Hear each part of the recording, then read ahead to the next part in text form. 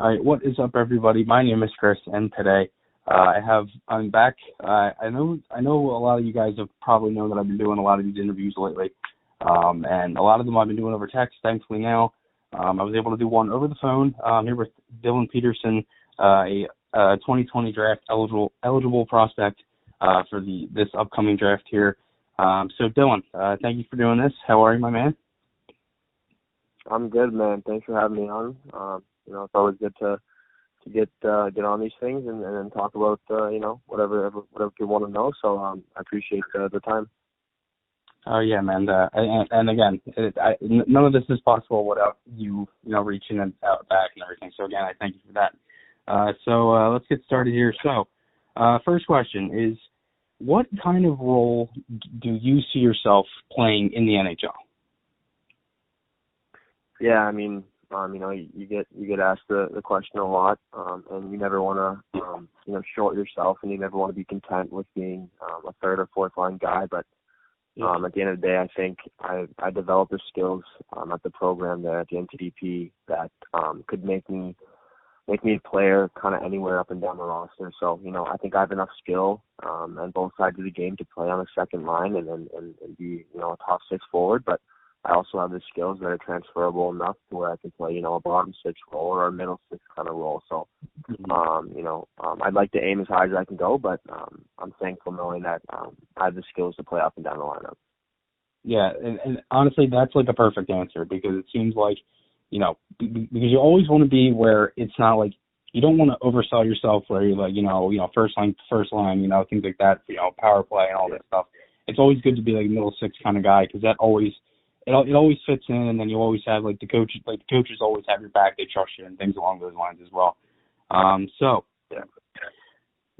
Obviously recently everything with the coronavirus and stuff. What have you been doing to keep yourself occupied? And have there been any differences in training or workout?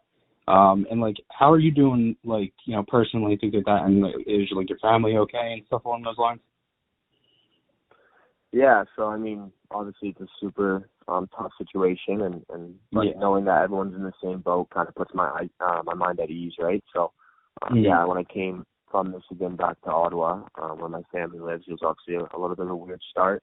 Couldn't really go outside, and I was stuck inside for God knows how long, and I was just doing my own kind of thing, my own workouts. I didn't have a lot of equipment or anything like that, so it was tough, right? But it's good to kind of spend time with my family, of course, because I'm not going to see them too much during the year. So, everyone in the family, they're doing everyone's well. We're staying safe, staying healthy, following the rules and restrictions as much as we can, right? But now, over the past couple of weeks, we've got a rink opened up here in Ottawa now, and I've been going on the ice quite frequently, and now my training's opened up too, so I've been going there, 3 times a week or whatever it is. So. Now everything's kind of back on track, and I'm ready to, get rolling here.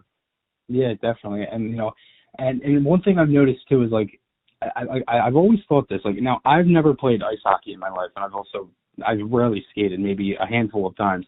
What is that like when you don't skate for a while and then you get on the ice again? How did that feel?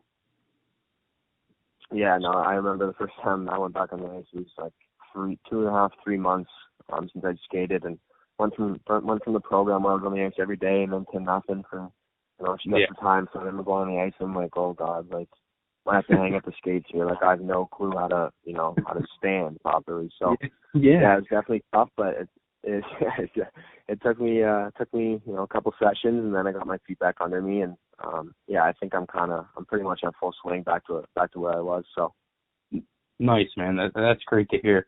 So next question is, how do you normally stay focused on game day? And I don't know if you have any certain rituals or routines you do maybe before or after games or things like that, maybe morning skate. Yeah, so I mean obviously hockey players are creatures of habit, and a lot of guys have crazy superstitions, but I try to keep my mind clear for most of it, but I do got a couple little quirks here and there. I go left side of my equipment up and down, from head to toe first, and then pretty much other than that, me and my roommate Tanner Latch, we just had a thing for home games. We dunk our heads in the cold tub for 7 seconds before every game.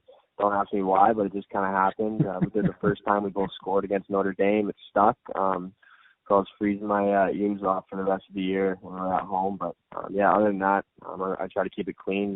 Try to keep my my mind clear of anything. Don't want to psych myself out too much. So other than those things, yeah, that's pretty much I got. Yeah. That's awesome, man. And something like that too. That right there just shows like the hockey bond that hockey players have with each other and like teammates, because that just like goes on forever and ever. And speaking of like, teammates and things like that, it's kind of sounds weird, but if you could play with anyone in the NHL in its like entire history from the 1920s to the 2000s and so on, who would you want to play on a line with?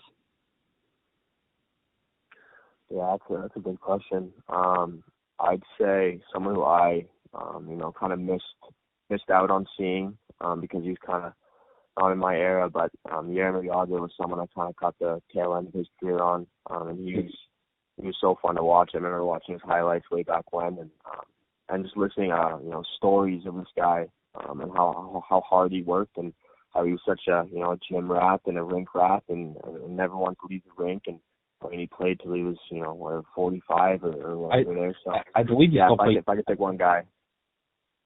Yeah, I think he's still playing like Czech or something like that, right? I think he owns a team or something like that. Yeah, something along those lines. Something around there, but yeah, so I definitely pick him. I mean, you got to say it'd be pretty cool. That's awesome, man. Because I asked that to a couple players earlier as well. I got some pretty good answers. One was Wendell Clark and Alex Ovechkin, and that would be nice to say. But Dylan, I thank you for doing this. That's it for the interview.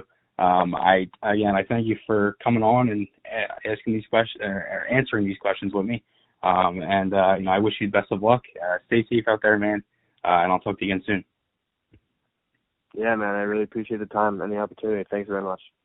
Yep. Thanks. Have a good one. Bye.